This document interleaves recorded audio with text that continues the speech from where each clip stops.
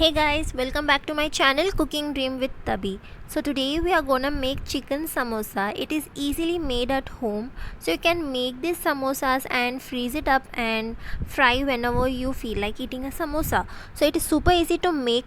Before starting up, if you haven't subscribed to my channel yet, make sure you subscribe now and let's get started with the recipe.